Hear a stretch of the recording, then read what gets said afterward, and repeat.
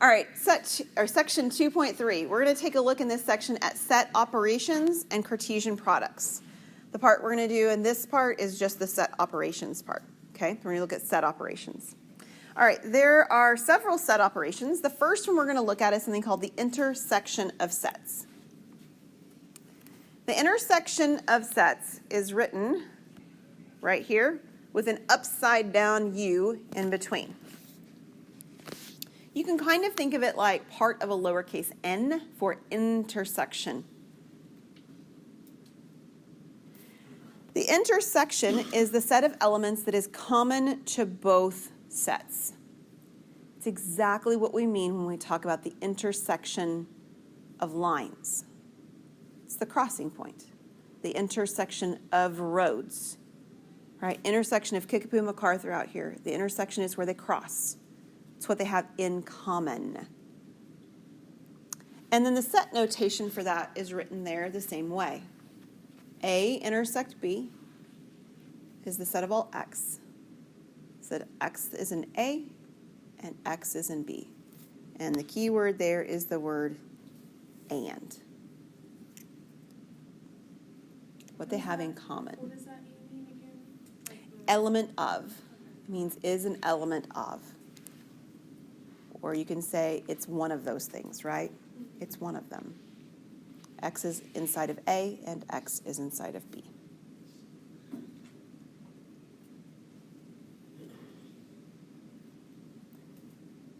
Okay. So the verbal or the visual description, I should say, that you should have in mind is the intersection of roads. It works the same way. So on our example, we're going to use this example for several examples. We've got a universal set U. It's the letters A through G. We've got a set X. It's A, C, E, and G. Y is A, B, and C. And then Z is B, C, D, E, and F.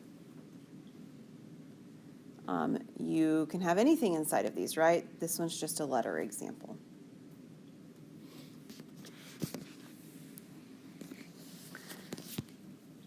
So if I'm finding the intersection of Y and Z, I'm asking myself, what do they have in common? What do they have in common?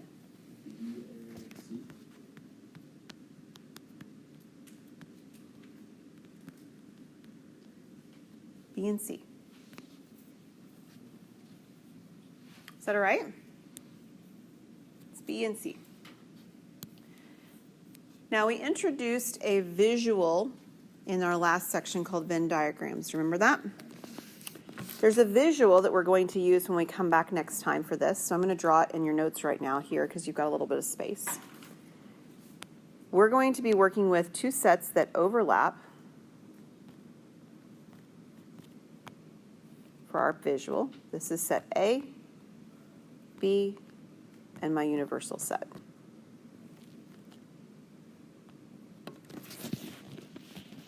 What would I shade in that represents the intersection of these sets? The middle of the two circles. That sort of football kind of shape, right? That's an intersection. It's the part they overlap, right, where they cross. All right. Second set operation is called a union. The union of sets A and B looks like it has a U. So that's easy to remember, right? It's a U. This is the set of elements that's in A or B or both. A or B or both. Union takes the exact same set notation that I had before, and it turns the and into an or. Now, it doesn't say or, either or both, but it means that. The word or means or both. That's included in that option. The picture that I want you to have in mind here, like verbal picture, like my verbal picture for intersection is your roads, right? The roads cross. The verbal description you should have in mind here is a marriage.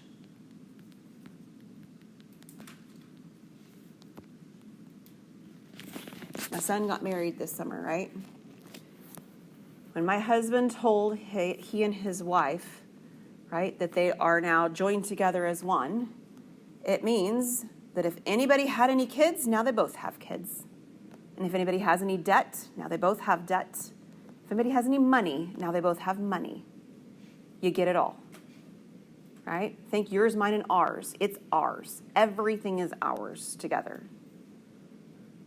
That's the way that God designed marriage to be. You get it all.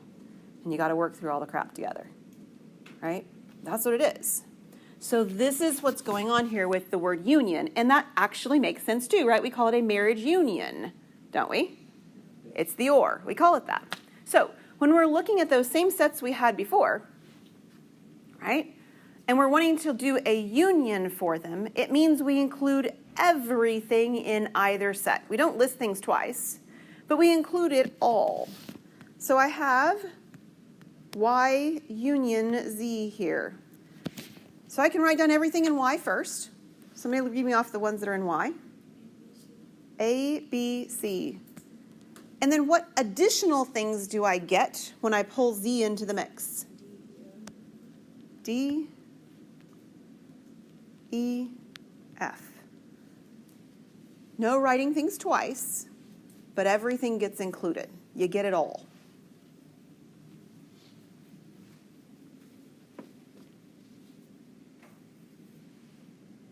Okay. One more set operation for today. This is called the difference of sets. Oh, let me draw the picture for the, I'm sorry, I should have done that. The picture for our Venn diagram here. We need that for later. So we actually shade in everything in set A, and then additionally everything in set B. That's the union. You get it all.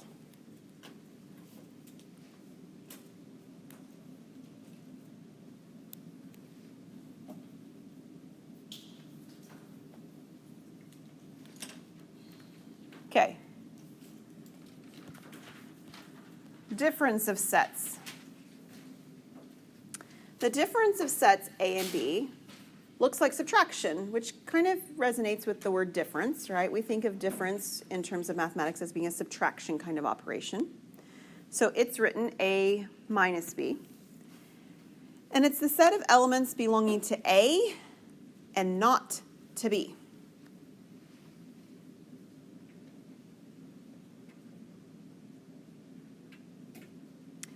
So the set notation says A minus B is the set of all x, such that x is in A and x is not in B. Okay, instead of being in both, it's only in one, just the outer part of one.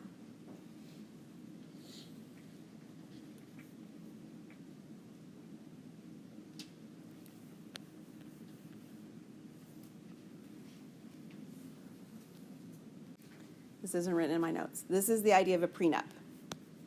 Y'all know what a prenup is? Yes. There's a highly inappropriate but funny movie that's all about prenups from a number of years ago. George Clooney and I can't remember the actress's name. Julie Roberts. That's who it is. Yeah. So prenup. Prenups are the idea that if there's a divorce that's going to happen, everything you brought in, you get to take back out. Right? Yeah. So if you brought in that $1 million and the other person was dirt poor, you take the $1 million if you call it quits.